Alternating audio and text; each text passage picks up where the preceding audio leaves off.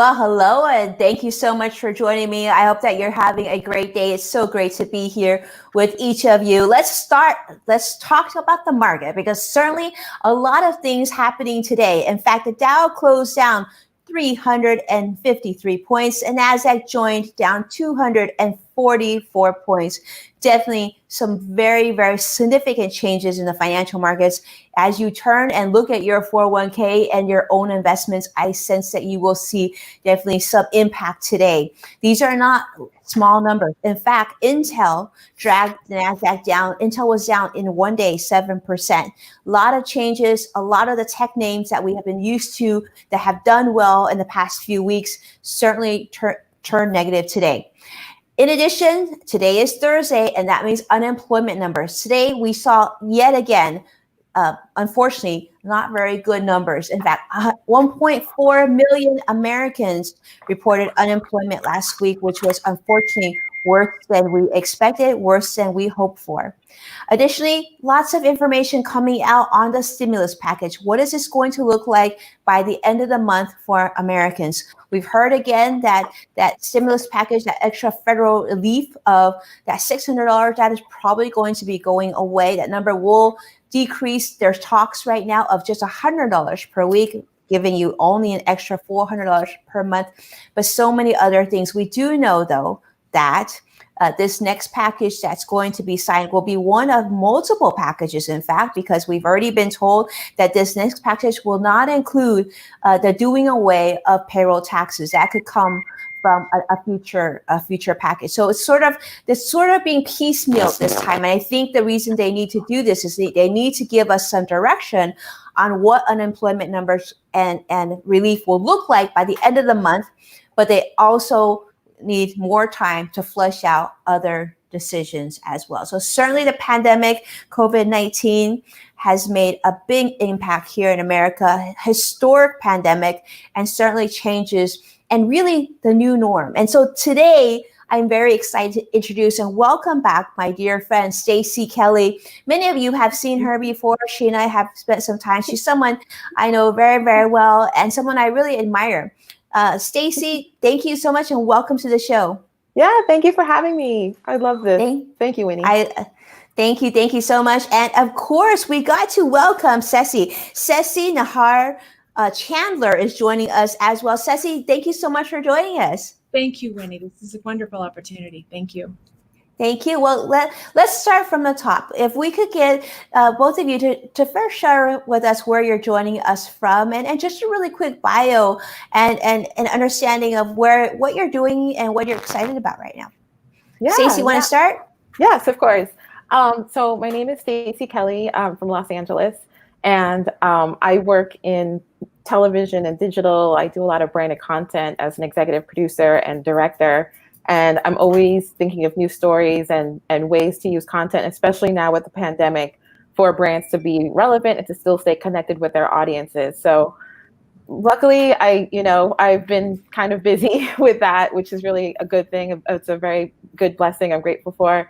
But yeah, so I've been really helping a lot of businesses and brands with just kind of making sure to connect with their audiences. I do a lot of content online and social media. Well, Stacey, I think it would be good to talk about this because in the creative space, a lot of industries have noticed shutting down, doing layoffs, and actually you continue and have worked with some of the biggest brands. Can you share with us some of the brands that you've worked with? Yeah. So, more recently it's been Soul Pancake, Goldie Blocks. They're all still making content, especially towards kids, positivity, and inspiring content for children. Which I really am passionate about. I really want to make an impact on the world, and I think that's going to be through media, especially for media through that media to children. So I really love working with brands like that. That's making inspiring content, especially right now. Brands I've worked with in the past include Viacom, BuzzFeed, Mammoth Media. I've worked with Michelle Phan. So it's a pretty long list. So it's MTV. A pretty long list, including Amazon, Estee Lauder, MTV, Home Depot, L'Oreal. It goes on and on and on. Let's see, Stacey. Stacey, it would be great for you to introduce yourself to us as well. Thank you. My name is Stacey Nahar Chandler, and I'm a writer. And with this COVID quarantine situation, I'm actually finishing a memoir that I'm working on. But I'm also a story coach. And one of the things that I've been really inspired to do is amplify Black voices and amplify people of color who have maybe in the last 20 years have been told that there's no market for their work. And there's probably a lot of stories that have been shut down for years. And I'm really interested in helping people access that authentic voice and bring that forward into the marketplace and shape it into genre and bring it to the world. So those are a couple of things that I'm doing right now. And it's really interesting because talk to me about the story maker process. So this is really cool. And you've taught this in workshops in Los Angeles. At my the place I graduated from, you teach at UCLA Extension. Yeah. Go Bruins! But talk to me about this because this is really interesting. Yeah. So what I do is, I've probably, when I first started writing, I took every single writing class there ever was, and I learned that for the most part, a lot of people start teaching how to write a story from the beginning. And if you think about it, if you were painting a painting, you wouldn't paint left to right? So telling a story from the beginning to the end made no sense to me. So the story maker process really dives deeply into the center of the story, which is where the emotional heart lives. And so I take you through a series of exercises where you can use anything in your own life, thing that means something to you, that where you grew, where you had some struggle or where you saw someone else struggle. And using the beats of story, we can create a rough outline in less than 2 hours. And it's not only a great way to just kind of rough out your story, it's also a great way to practice storytelling, because so often we have journaling and writing exercises and things like that, but we don't really have a way to practice telling beginning, middle, and end. And so Stacey, actually, that's how I met Stacey. Stacey used to be one of my students, and we could write a story about anything in less than 2 hours and get you launched into your creative process. That's great. Stacey, I'm hearing this and I'm loving this because during this process, I have 3 little kids downstairs. And one of the things I'm very proud of, Stacey, you might be happy to hear this, is I feel like, I'm the parent who can tell stories on the fly. I can make a story up based on like what we have for dinner for my kids, not like, professionally. But I agree with you. I mean, I think there's like to be able to figure out that story, we sort of just make it up on the fly. So it's not that difficult. But to be able to put someone's story together is really meaningful. And Stacey, I know you've done a great job with this in terms of video. And something that you shared with me that really touched me is what you're working on right now with the coronavirus, with the pandemic. Talk to us about the COVID-19 letters. This is something I want to bring to the attention of everyone because I do think that this is an outlet and important for us to know and maybe for us to share. Stacey? Yes, totally. So the COVID-19 Letter Project is a blog that I started 2 months ago where it's just open to the public. It's a community project where we're asking you to submit your letters to anyone that you'd like, in the world, whoever you feel. It could be to your mom, it could be to your former self before March, it could be to healthcare workers, anyone you want. But really, we're asking you to submit these letters to kind of express where you're at right now with living, in this new COVID world, whether it's working from home or whether you're, back from college and you're living with your parents, doing school online. We want to hear all your different stories and just kind of hear from you and from your perspective. But the idea is we're collecting all these letters from people around the world, and we want to bring healing with it. So what happened in March for me is that I was just scrolling through pictures and just feeling so depressed. And I felt, my brother is a doctor and he's on the front lines, and people were just out there like helping people. And I felt like I couldn't really do much. And I got really upset about it. And I was just like, how do I use my skills? How do I use my creativity to kind of like help others? And I'll do that through community. So I set up this blog and started just kind of telling people about it, and everybody got excited about it. And I thought, oh, maybe this is something that could really help people. Because when I started journaling and writing for myself, I felt like that was a good healing process for me. So if writing is something, or any kind of art outlet. Like we're also asking for photos too, and your videos as well. Any kind of art outlet that you have. We're asking you to specifically express how your life is and how you're feeling about your life now post-COVID. So that's the main theme of anything that you submit to this blog. And the idea is to kind of build community and healing through just having this like central place. Sure. So, Stacey, we hear a lot about this. And Stacey, I know you've seen this too, is that, there's a lot of talk about mental health. We know many people are struggling. And in fact, in addition to mental health, I've been talking to several friends and colleagues in the community talking about physical health, right? People getting achy and feeling tired and losing sleep. And so it's great because one of the ways to sort of get past that, if you will, not even get past it, but just to deal with it, is to let our feelings out and be mindful of that communication, right? So Stacey, I mean, obviously writing is something you know very well, telling that story. So what drew you to the COVID-19 letter project yourself? Well, first of all, I love the idea that it's a letter, right? Because choosing someone to write to helps focus your feelings. And, when I looked at the letter project and I saw, dear son, dear daughter, dear my past self, right? And that focus, can bring up the sense of what you want to give to somebody else, right? There's a lot of generosity in that sense of starting with dear someone. Or there's also a way, and the way that I approached the letter was kind of a Dear John letter, like I'm so sick of you, COVID, right? So it allowed me to access some feelings of anger, feelings of loss, and feelings of wanting to find a silver lining in this, to make meaning out of this moment. And I think that writing and tapping into those emotional, deeper places in ourselves kind of allows us to find solutions for how we deal with our grief and our losses and our traumas, and for what is possible in the future. So Stacey, when you wrote your letter, right, what was something that surprised you coming out of the process of writing this letter? It forced me to take a look at what was my process around COVID? What was the story that I was telling about my life before COVID, during COVID? So it took me on my own journey.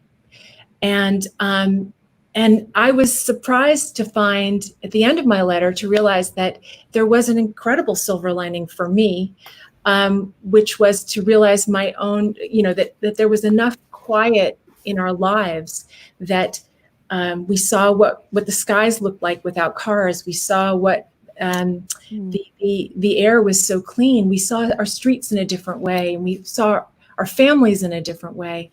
And then, for me, because of the quiet in our lives, I think the George Floyd murder was more amplified, and it made me look internally and see another kind of disease in my world and in our world that I decided, certainly I wanted to be a part of healing. Right. So that was also a very surprising realization that there are other kinds of diseases that we've been living with for centuries that we've normalized, and that we have a chance to take on another level of healing.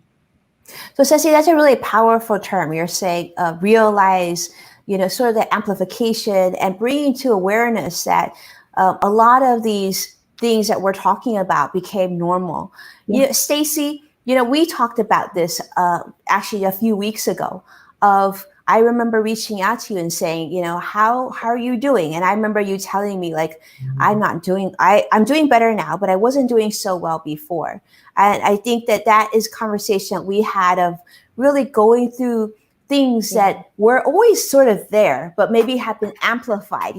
Stacey mentioned George Floyd. Certainly, I think that brought a lot of emotions. A lot of us felt that rawness come back out. We saw that today with AOC talking about how she was bullied. I mean, let's just call it what it is. She was bullied. She was called derogatory terms. She felt like no one stood up for her. She felt like, politics aside, because we don't want to go there, but those feelings that got wrought us of being vulnerable, of not being heard, of not having a voice. I think that's something we can all relate to. So Stacey, going through the process of the COVID-19 letters, what surprised you about this project? Well, I think what's surprising me, and it's still a process that I'm going through because, I obviously had my own, sort of breakdown in March and then again in June with everything going on with George Floyd as well, is really seeing, I was just sort of in my own world and just kind of feeling so disconnected because you have to, be sheltered in place and, just working from home and feeling upset. So as I was getting these letters, I was doing it as a project to help other people. But what surprised me is I was starting to feel this kind of relationship with people, like strangers that were submitting letters, because I didn't feel as alone, I mean, I definitely was still talking to my friends and that was great. And I had the support, and thank you, Winnie. You're definitely a friend that I got to talk to and everything too. But sometimes in the middle of the night when no one's around and you're just like, oh my gosh, like the world is terrible right now. That's the time when I'm uploading the blog, and that's when I'm uploading social media, and I'm just feeling this deeper connection with people that are just opening up because, they feel anonymous, so they feel safe because it's supposed to be a safe place. So they're spilling what they're going through, and it just feels like this complete connection that is just so interesting, and it's healing for me to kind of help because I have to go through and edit grammar and punctuation and things like that, so I have to kind of read it and analyze it too, but I'm doing this at midnight every night, and people are it's just so wonderful, and I'm hoping that they're feeling the same healing from writing that I'm feeling from just even reading it as a recipient, and I hope other people feel that healing as well. That's great. That's great, Stacey. Well, one thing that I think we should talk about is you talking about that you wanted to document this time that we're going through, right? We have to have something that once we get from behind this really icky gray storm, we have to have something to go for. And I know you want to document this via letters, but I also know that you were thinking about doing it via video and sort of telling the story too. So where is that? Is that still part of the process, or are you still working through that? Where are you on that?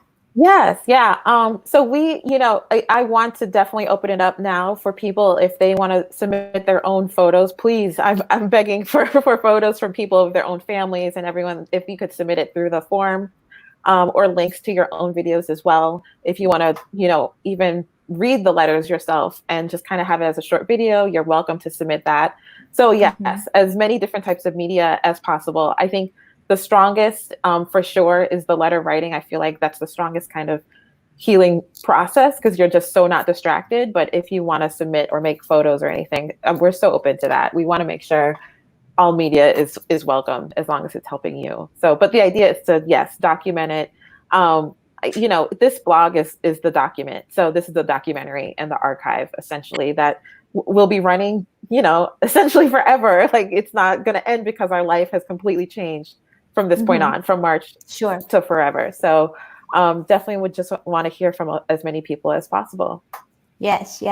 Well, Stacey, you wrote a letter. Can we hear your letter? Oh my gosh. I don't know if Are you comfortable sharing it? If yes, I mean, only because I know you're obviously an incredible writer. I mean, we want to take your class now, but I think it would be great to get an example of a letter that, from the COVID-19 letter project. Okay. Here's my letter. Okay. I call it a love letter to COVID-19. Dear Covey, I know you hate it when I call you that. It was hate at first sight, I admit it. You aren't pretty or charming, but you do have charisma. You must love that everyone is talking about you, especially those who don't believe in you. You and I both know that you don't have to believe in anything to get your ass kicked. One way or another, you make your presence known. Covey, You're a mean bitch, a user, a manipulator, a criminal, and a killer. Look at what you've stolen. Millions of lives gone. Millions of livelihoods going, gone. Millions of dreams too. Weddings, funerals, a grandmother's kiss on her grandbaby's forehead lost. A father's last I love you whispered to a nurse. So many moments we've had to cry alone as we stumble through our lives unanchored by human touch. You've dined on our misery like a glutton, sucked up our tears in champagne glasses, and licked your fingers every time someone coughed. You're a tricky one, sure, but here's the thing. With every one of your mutations and slippery disappearances, you aren't getting stronger. We are. You aren't killing us like you used to. We're onto you. Sure, there are shitstorms everywhere, sorry. But we're getting creative. We're getting tuned into something stronger than our fear of you. I am too. I've decided to see you in a different light. You're a destroyer, but I'm going to love you in spite of yourself. The quiet you brought gave us clean skies for the first time in decades. Simplicity in our lives gave us time for family, for ourselves, for new ideas. Look at me. I'm almost done with a book thanks to you. You destroyed something else that needed to go, a vision of myself when I look in the mirror. With little else to look at, when George Floyd lay on the ground calling for his mother, a lot of us saw a man die of a disease far more virulent, longer lasting, and harder to eradicate than you. Here I was afraid of you when I was infected with something far worse. That's racism. The researchers are working on a vaccine to take you out, but no one is working on a vaccine for racism. That will likely take longer to erase than you, but as I said, we've come alive with creativity and passion for what's right. This is all to say I'm breaking up with you. Thank you for your lessons, for your mirror, but I'm done. You can go now. I know how to keep my distance, and I expect you to do as well. You don't wear masks, but I do. And I'm doing what I need to do so you don't scare me like you used to. So go. We've got better things to attend to now. Wow. Stacey, that's incredible. About you, those of you who are watching, I got goosebumps listening to that, and such powerful words. And, I only wish I could write that way. So Stacey, thank you so much for sharing that with us. Yes, JS Scope is with us, and he says, well written. We got prayers and applause all over social. Thank you, Stacey, for sharing that with us. And thank you, Stacey, for letting us be able to do that. Speaking from the heart, for sure.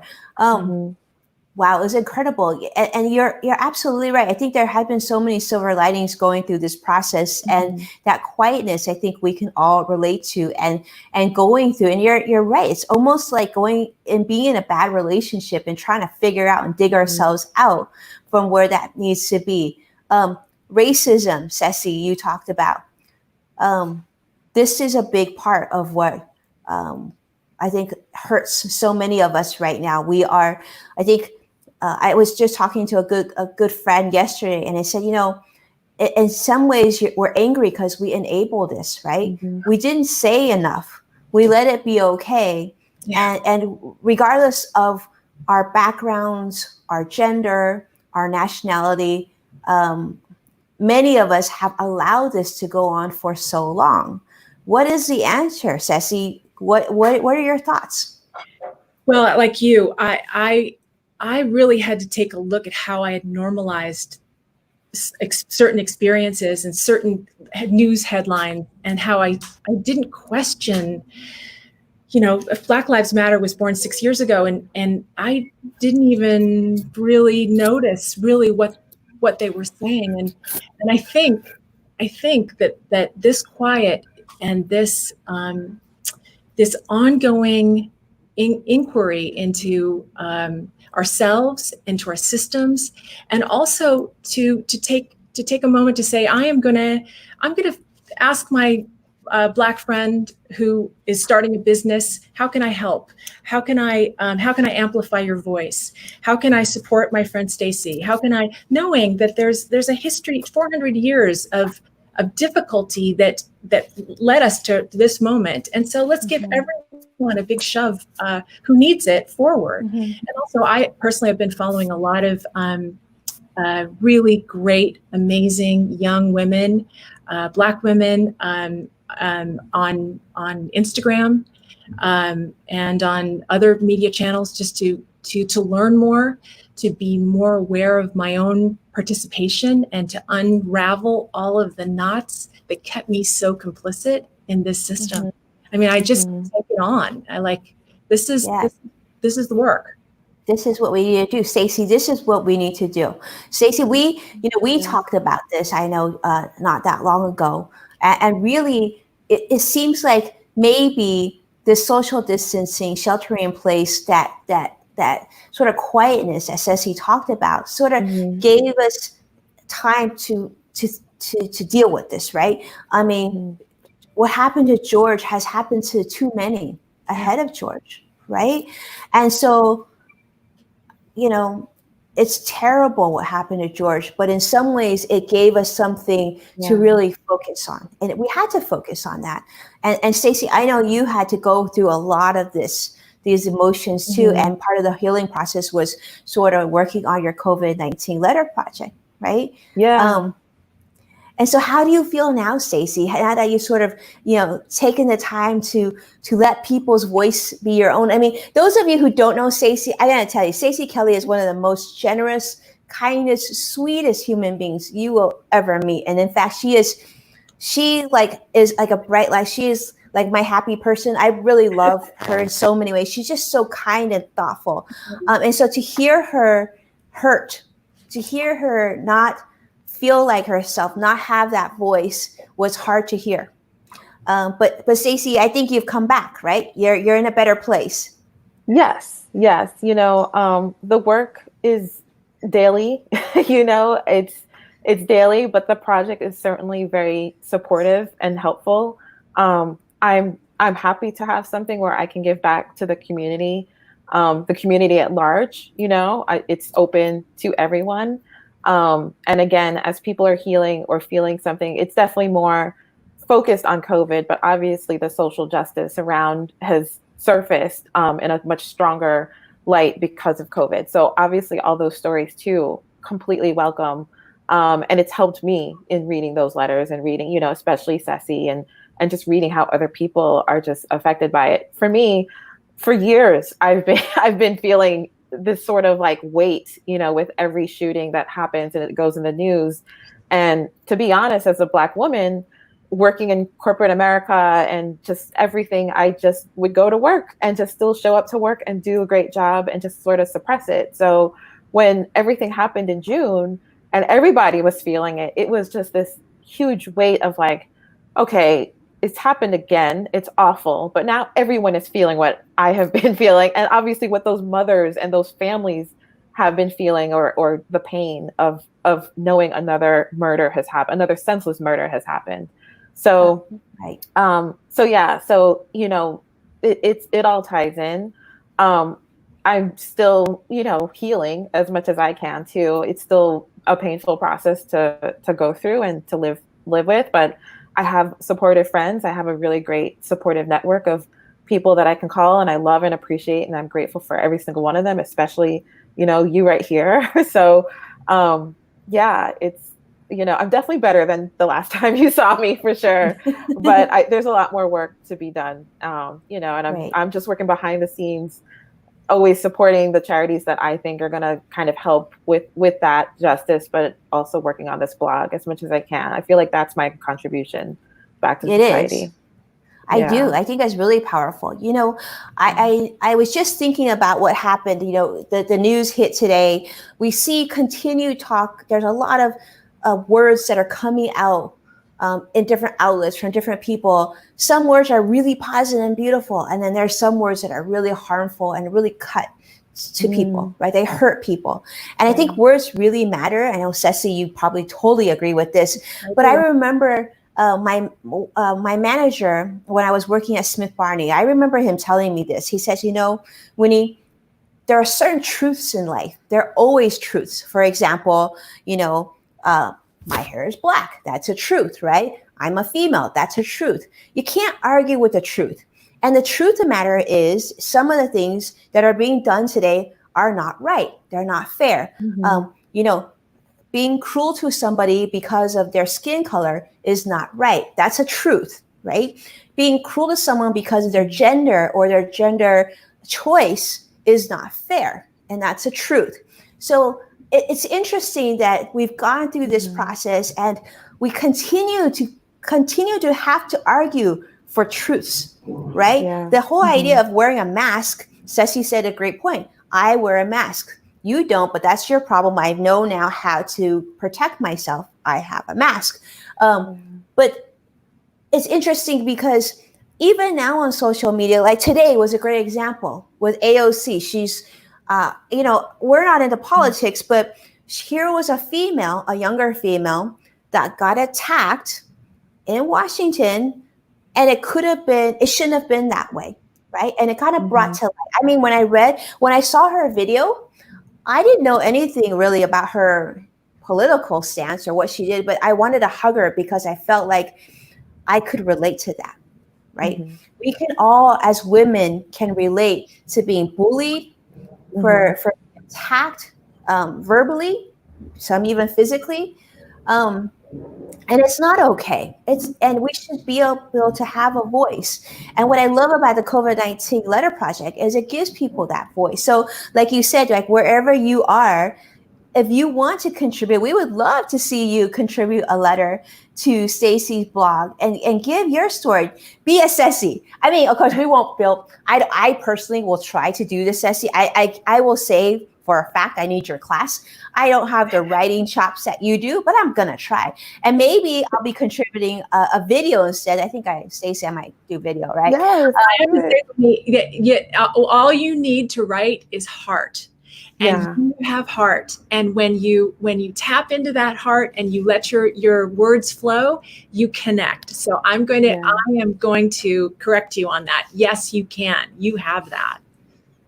I love that. Well, if I can, then that means those of you who are watching can too. This was incredible. I've been wanting to do this since Stacey told me about it. I wanted to share this. Stacey, let me tell you, she's used to being behind the camera. Yes. And if there was a scale of humility and being just like always letting someone else shine, Stacey would be a big 10 in that she would absolutely never want to shine the light on herself. So this is something we need to do. Ceci and I are going to shine that light really brightly on you, Stacey Kelly, because you are an incredible friend, and I'm excited to see the letters and videos coming into your blog, and I hope you do us a favor and package that for us so that in the future when my kids grow up, and they're going to remember this because they're downstairs, right? They're not going to school right now. They are feeling scared. They are feeling they're actually kind of happy right now because they're playing Nintendo, but those are things we want to be able to share later on how people felt. When it's okay to read all those letters, that will be part of history. So that is absolutely true. Be part of history. This is the way history is made, is someone sits down to say, this was my experience. So that is also the power of this project. Be seen, be remembered, be part of something that will live on about this very monumental moment in history. Yeah. And this please, is beautiful. No, you don't have to be a professional writer. Please don't be intimidated by that or by Ceci and her letter. Just speak from the heart and just, I'm not a professional writer per se, but I just speak from the heart every time. So you do. Please just write your letters and send them in. Don't worry about how it sounds or anything like that. And I would also jump in as a parent. I think this is a great exercise. I'm going to invite my children to show me what this time means to them. It could be a crayon drawing. It could be whatever they feel like. I think we need to invite and allow and embrace more people to tell their story, how they're feeling, right? In a way that makes them excited to do this project. Okay, I really want to take Ceci's class. I really want to hang out with both of you and spend time with you incredible women. But really quick, I just want to say thank you to all of you who've joined us on all the different channels. Peter Kaufman, I see you. It's so great to see you here. Thank you for joining us. Thank you for being part of this very important project. And let's give it some more love. Like Ceci says, all you need is heart. And I think last time I checked, every single one of you watching us has heart. So Elena Ching, you are joining us from Facebook. I know you've got plenty of heart, my friend. And I know that because I've known you for years. And you know, when I think of Elena Ching, I think of heart. Would be great to see you contribute a letter. Tell us how you're feeling during this time. Let's embrace this project. Thank you, ladies, for joining us. Thank you for your time. Let's find out how we can participate. How do we include our letters in there? How do we submit information? And most importantly, how do we follow the two of you? Let's start with Ceci. You can follow me on Instagram and on LinkedIn, Cecilia Nahar Chandler. And on Instagram, it's Writer Girl, WRTRGRRL. And it's right there on the screen for you, for those of you who want to see. And certainly, you know, we are going to be monitoring comments too. So we'll make sure to share that on the comments as well. You'll see my amazing creative director, Curtis, is probably going to jump in because he's like awesome that way. Stacey Kelly. Yeah. So how do we follow you? I totally want everybody to really follow the blog. I've made all the new social channels for that. But if you submit your letter, it's covid19letterproject.com/submit. And it's just a form, and you can fill out, the most important mandatory part is the letter part. You don't have to fill out the first name. You can be anonymous if you want, but if your first name is there, it will be published. And then you could also follow COVID-19 Letter Project written like that on Twitter, Instagram, and Facebook. Amazing. Yeah. And please do follow both these amazing women. It's great that they have been generous enough to share their story with us. And as always, thank you so much for tuning in. You are such a big part of this, and I appreciate you so much. If you're following us on YouTube, give us a subscribe, please, and turn on that notification button if you don't mind. And of course, we're on all social channels. We do stream on Facebook, Twitter, LinkedIn, and YouTube, and we welcome your comments. We check your comments. Don't be shy. Send us your comments, good or bad, some suggestions. And many people have been introducing different guest ideas for me. So if you are watching and you feel like you have a really great message, story that you're working on that you want to share with myself and our audience, feel free to jump in on winningsun.com and you can submit the inquiry right there, or you can send a message to me on any of our direct message channels, and our producer team will review and we will get back to you if we feel like it's a good fit. So thank you so much. And with that, I can't wait to invite you tomorrow. Tomorrow, a lot of things happening tomorrow, my friends. Ceci, hope that you're going to be here too. Tomorrow, we are actually going to broadcast live for the first time. We're going to teach you how to build your own financial first aid kit tomorrow, 12 o'clock noon, right at your lunchtime. You can even be eating lunch. I won't even know, and it'll be totally fine. But we will, from 12 to 1 Pacific time here on the West Coast, that'll be 3 o'clock to 4 o'clock if you're joining us from the East Coast. I'm going to teach you how to build your own financial first aid kit. And by the time you're done, you'll be able to build it on your own, just like Stacey. This is an open invitation. There is no cost involved. You will not have to pay for anything. It's not one of those workshops. This is an area that I really want to share with you. I think if all of us need to have a financial first aid kit at home in case of an emergency. If something happens to you or someone that you love, they will know where to get your financial documents. They will know everything will be in one place. So we're going to do that tomorrow. Join me for that. And after that, we'll go right into our live stream. And so hopefully I see you twice tomorrow. It'd be a beautiful thing. Thank you, ladies. Yeah, thank you. Thank you so much for being with me. Yeah, thank you. Thank you so much, Winnie. Thank you. We'll see you guys tomorrow. Take care. Bye.